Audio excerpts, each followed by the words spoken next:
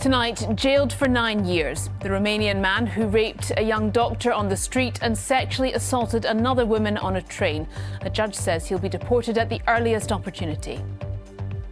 Also on tonight's programme, questions over the governance of the BBC. The First Minister questions the position of a former Downing Street aide on the BBC board, saying it fuels doubt about independence and impartiality.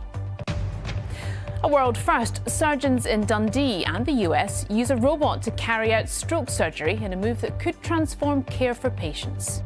We felt as if we were witnessing and we were part of this revolution where previously this was thought to be science fiction. And in sport, an injury blow for Scotland as Napoli midfield. I'm Laura Goodwin and this is Reporting Scotland.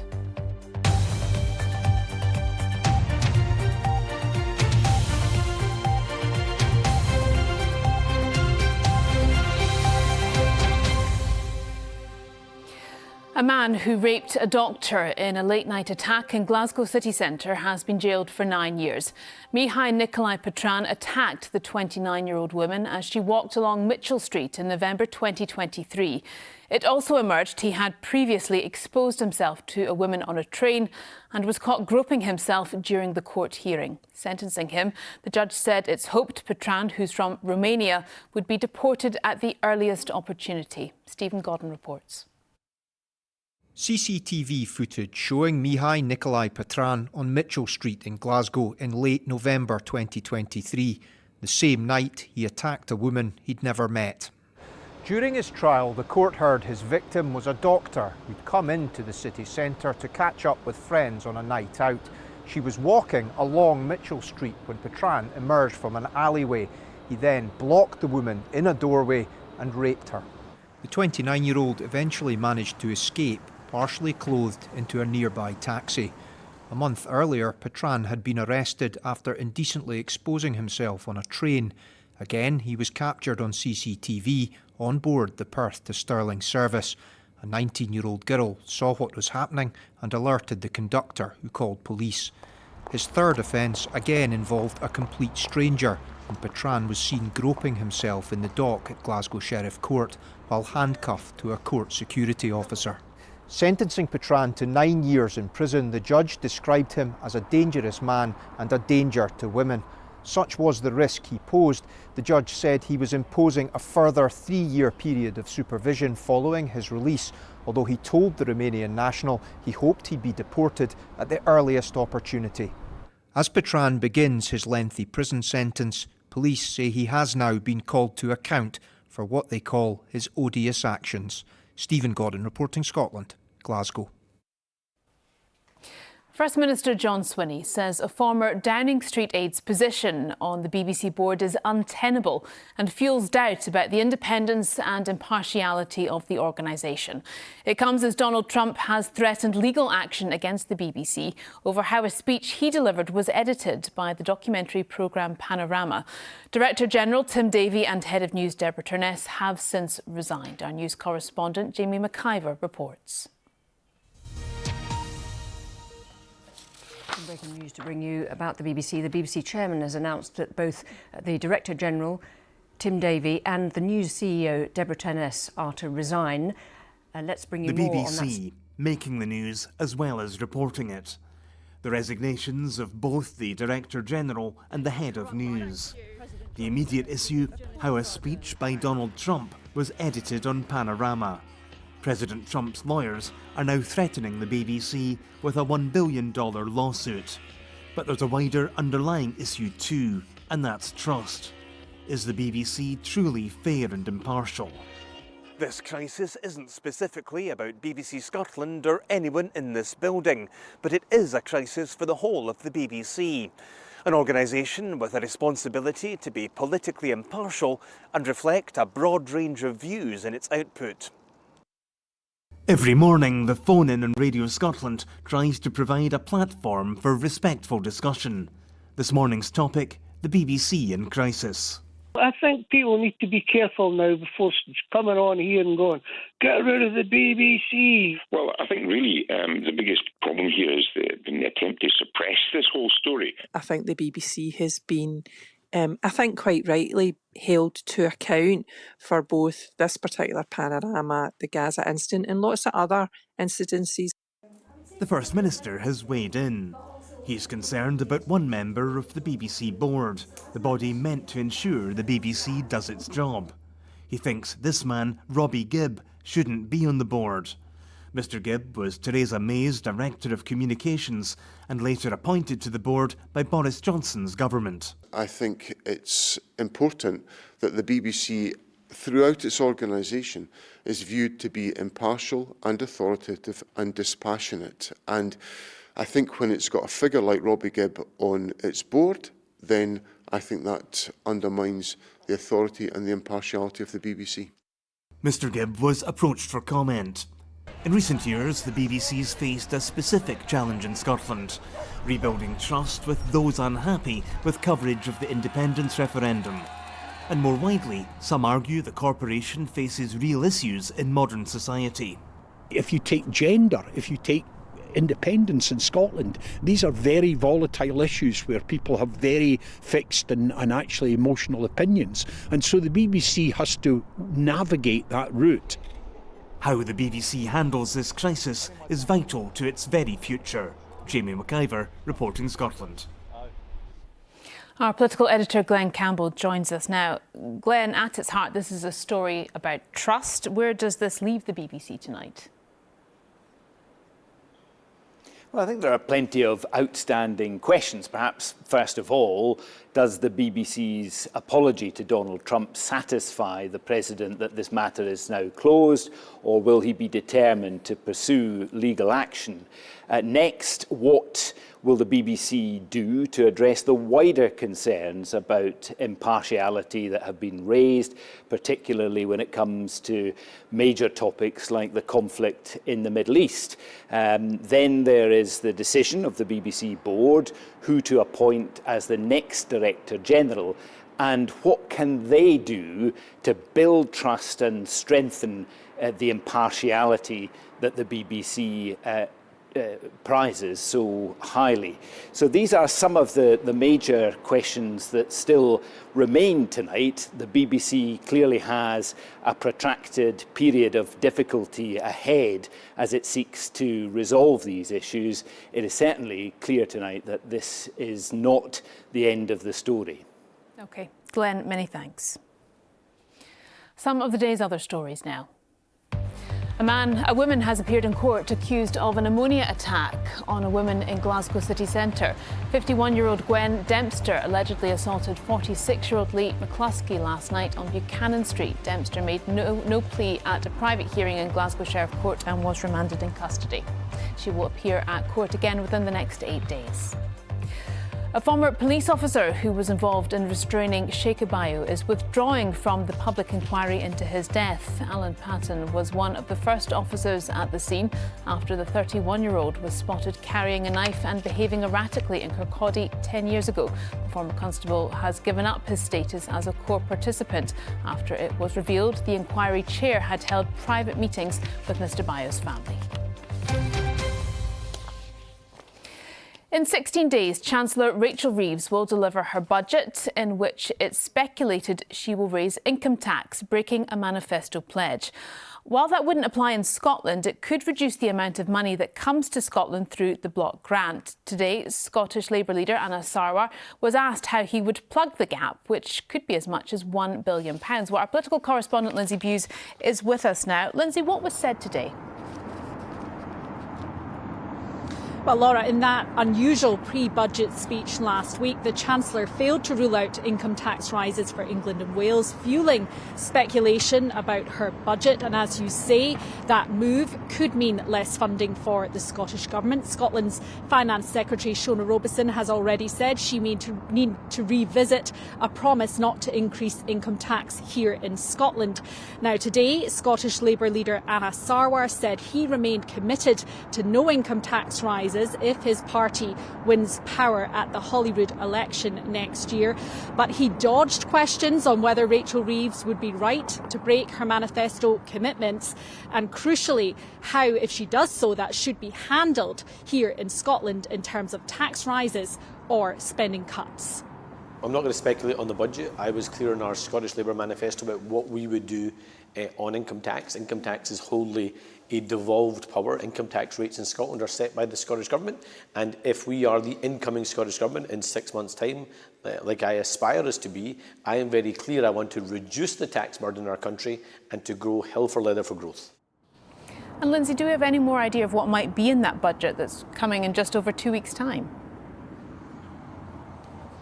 Yeah, well, we heard again from the Chancellor this afternoon, and she hinted that the two-child benefit cap could be lifted. Now, that would be welcomed by the SNP, by Scottish Labour, and it would certainly help get some of her own Labour MPs at Westminster on side. But she indicated once again that she is looking at those income tax rises, saying that sticking to her manifesto promise would mean deep cuts, and she would not always make the politically easy choice. If she does increase income tax and the Scottish Government follows suit here, that will set a very interesting backdrop for the Holyrood election, and the SNP and Scottish Labour will be doing calculations about who the voters may blame for paying more. OK, Lindsay, many thanks indeed. The Port of Aberdeen has announced it's to make job cuts following what it describes as a staggering fall in North Sea oil and gas activity. The organisation's chief executive says there would be a small reduction in roles after activity dropped over the summer months. Well, Louise Hosey is at the port for us this evening. Louise, what more do we know? Well, Laura, we know that this comes at a time when the oil and gas industry is facing a lot of pressure. Many companies saying that the pressures of things like taxation and rising costs are having a real impact. Now, the Port of Aberdeen, which manages the North and South Harbour, had a busy summer with the tall ships races attracting hundreds of thousands of people.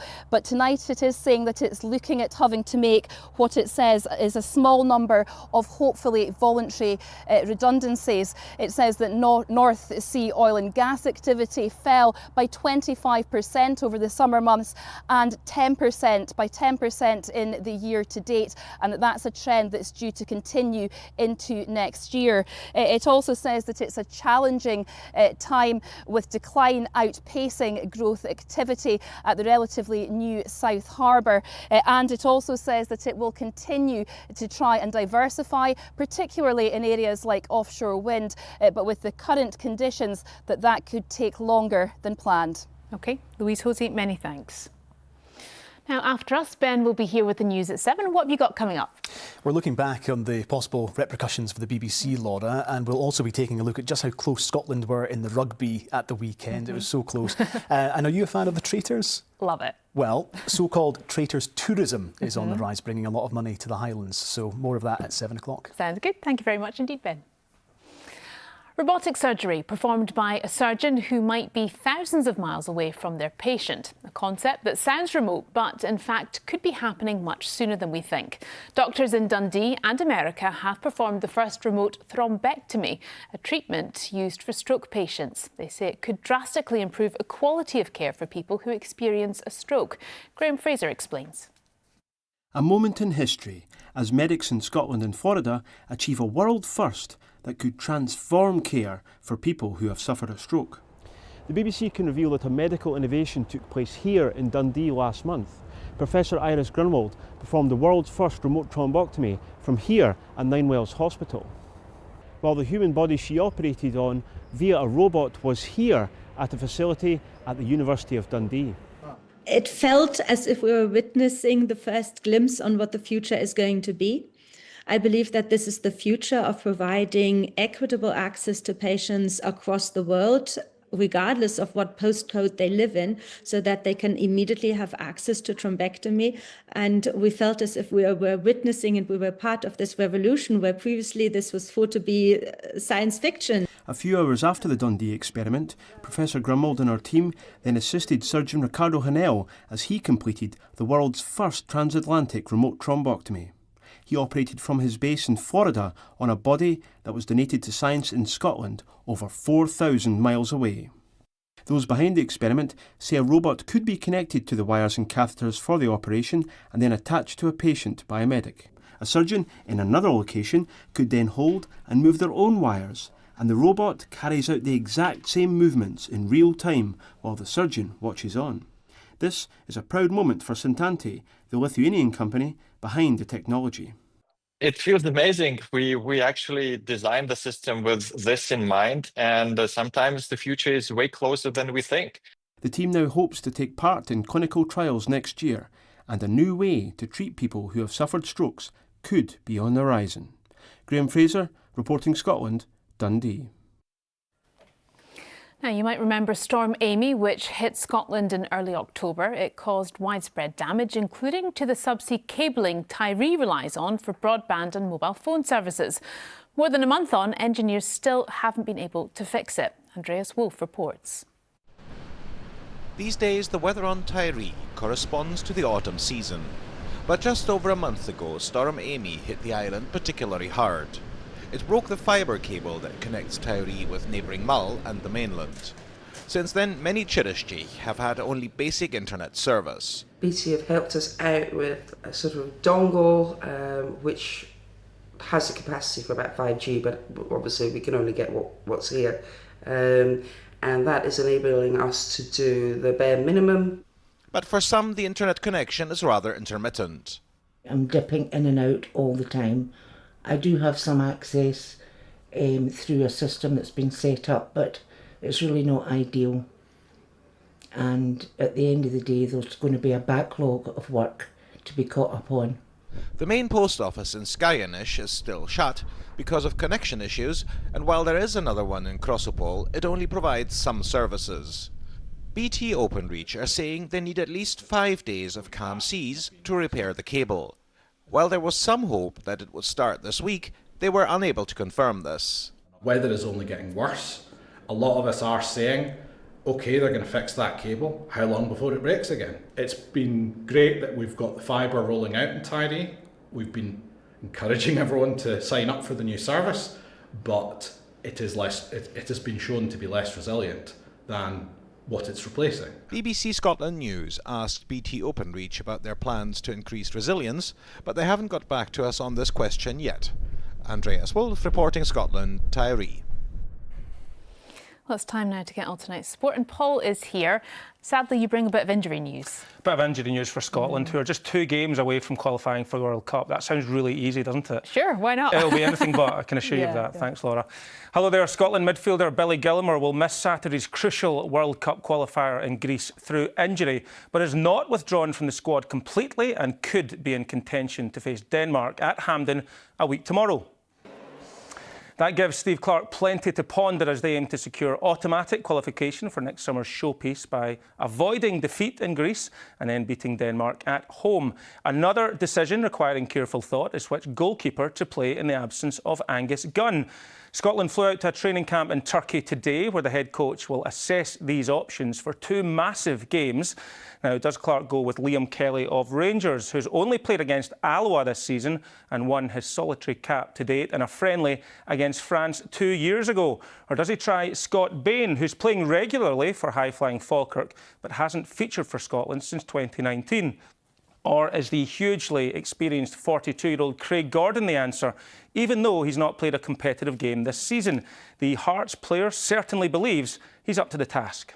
Yeah, it's an unfortunate kind of situation that we're in at the moment where there's not many goalkeepers playing first-team football. Obviously, Scott Bain comes into the squad and having played the season for Falkirk so far, he's a little bit ahead in terms of match practice, but the training for the rest of us, we just need to go there and train as well as we possibly can and see what the manager decides. Should it be you? Are you ready? You ready to step up?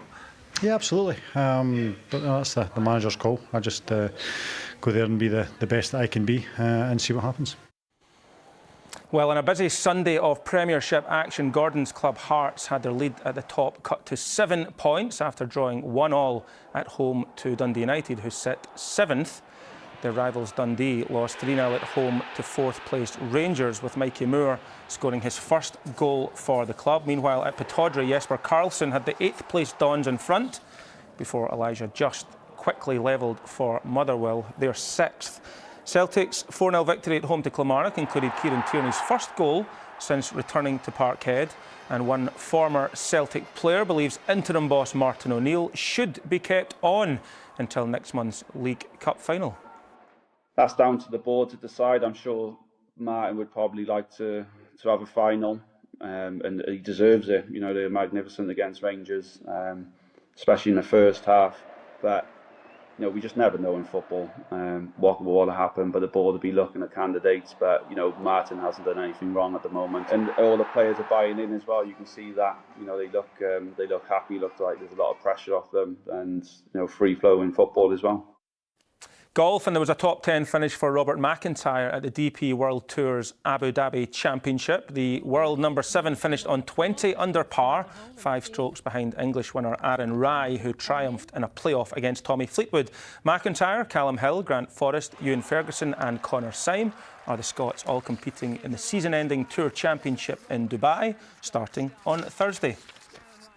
New Zealand got the better of Scotland in the netball as well as the rugby over the weekend. The Scottish Thistles gave the Silver Ferns a good game on Sunday, but ultimately lost 63-41 to the visitors. The second match of the doubleheader is tomorrow night, and you can watch it live on the BBC iPlayer.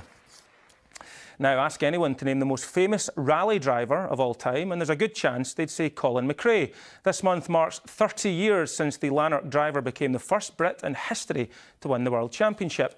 Now his daughter Holly is preparing to get behind the wheel herself to compete in her first ever competitive rally at the same event where Colin was crowned World Champion. Our reporter Laurie Carnahan caught up with Holly ahead of this weekend's event. What on earth made you decide to get behind the wheel finally then at the age of 26? The opportunities kept coming my way and I got tired of turning them down, to be honest, because I sat and had a long reflection and I thought the only reason I'm really saying no is because I'm worried what other people think, and that's really not a way to live your life. This opportunity to compete in the mini challenge came up. I thought, absolutely, why not? So they sent over the calendar and it turns out the only weekend that I was free was the RAC. So I've well and truly gone in head first, but it will be a good experience. I have to ask, how's Mum feeling about all of this? Do you know what? I think she's quite excited. When I first started getting involved in the sport and getting passenger runs, I think she was like, oh God, not another one. What are we going to do now? But I think she does trust that I'm doing it for the right reasons. I'm going out to have fun. I'm going to be safe and all of this sort of stuff. And she is just my biggest supporter. So I hope she'll be able to come along and cheer on from the sidelines. 22nd of November, absolutely iconic day for rally fans around the world. It marks 30 years since your dad won the World Rally Championship, the first ever driver from Britain to do so. How poignant will next weekend be for you? There's going to be a lot of emotion on that day, and something that I don't necessarily think maybe I've grasped the full gravity of yet. I think it's something that it will all sort of bubble up over the course of the day. And I suppose being able to mark that very special anniversary by driving myself is something, even if you'd told me a couple months ago, I wouldn't have believed that it was going to be happening. It will, I suppose, be the closest I've ever felt to experience even the slightest bit of what my dad might have felt 30 years ago. And I just need to enjoy it. If ever I do anything in relation to the sport, I feel like I'm carrying my dad alongside me, and to be able to do it on the RAC rally on this weekend, 30 years since he won the championship himself, it's something very special. Good luck to Holly this weekend. I'm sure her dad would be very proud of her indeed. Oh, absolutely. That got me. Thank you very much indeed. Well, let's take a look at the weather, because my goodness, we've had quite a bit of rain today, but a lot coming, right? Yeah. Now, I chose this picture because there are two schools of thought in Edinburgh. It's a sleeping lion or a sleeping elephant. I've always gone with elephant. If you're from Edinburgh, you might know exactly what I'm talking about. Arthur's Seat there, resplendent in the sunshine. It did brighten up today, I'm glad to say. And here we have the evidence as well, a fiery sunset to end the day there in the Borders. But things are changeable for the first half of the week, changes on the way as well. Now let's look at the combined air mass graphic and the pressure chart. You can see the yellow hues. We can keep the mild there. Weather front's coming our way, bringing some rain over the next couple of days. But then here's our game changer. This high building in from the North Atlantic, and you can see the blues, meaning colder air. Not quite Arctic here, but you'll notice the change in temperature and air mass. And actually, as far as tonight's concerned, it's a chilly one. A wee bit of rain across the borders, clearing away, swinging into the North Sea, then moving into Shetland. Elsewhere, dry, clearing skies, and cold enough for a touch of frost tonight across the northern half of Scotland. 1 or 2 showers drifting into the west coast, and here's that rain coming into the southwest by morning. But temperatures could fall close to freezing through parts of the Highlands and the northeast, and maybe the odd mist or fog patch too. So tomorrow, as a precursor to that rain, the Met Office have issued a yellow warning for heavy rain across southwest Scotland, extending through the central lowlands and into the western borders and parts of Argyll. It's the persistence of the rain falling on saturated ground. It's not going to go anywhere fast, leading to tricky driving conditions and possible travel disruption, and water really mounting up. Now, as far as tomorrow morning is concerned, it starts off largely dry with some sunshine in the north, but here comes that rain, heavy and persistent, sweeping in through central and southern Scotland. But come the afternoon, we're still hanging on to largely dry conditions for the Northern Isles, with lighter winds here, the odd shower drifting by across Shetland, and some sunshine too for the far north of the country, maybe clinging on to a bit of sunshine for northern Aberdeenshire, but that rain heavy as it piles into the upslopes of the Grampians, the southern Highlands and the high ground of southern Scotland as well. Cloudy and blustery too. Gusty winds, especially down towards the southwest corner, and some heavy pulses pushing in from the southwest as well. But still dry for the Western Isles, Skye and the northwest, the rain not reaching here until after dusk. So it makes its way northwards. Another pulse of heavier rain pushes up from the south. That's with us first thing on Wednesday morning across northern Scotland. Elsewhere, it's drier and it's brighter as well. That's the forecast. Well, it's improving, isn't it? Rain. And then it'll improve a wee bit, yes. Yeah, colder and drier. Judith, thank you very much indeed. Now, tonight's main news again. A man who raped a doctor in a late-night attack in Glasgow city centre and sexually assaulted another woman on a train has been jailed for 9 years. The judge said it's hoped the man, who's from Romania, would be deported at the earliest opportunity. John Swinney says a former Downing Street aide's position on the BBC board is untenable. It comes as Donald Trump threatens legal action against the BBC over how a speech was edited by Panorama. Director General Tim Davies and Head of News Deborah Turness have since resigned. And a world first, surgeons in Dundee and the US use a robot to carry out stroke surgery in a move that could transform care for patients. Judith and I will be here with your late news at around 10:30 tonight. Until then, from all the team, do enjoy the rest of your evening and thank you for being with us.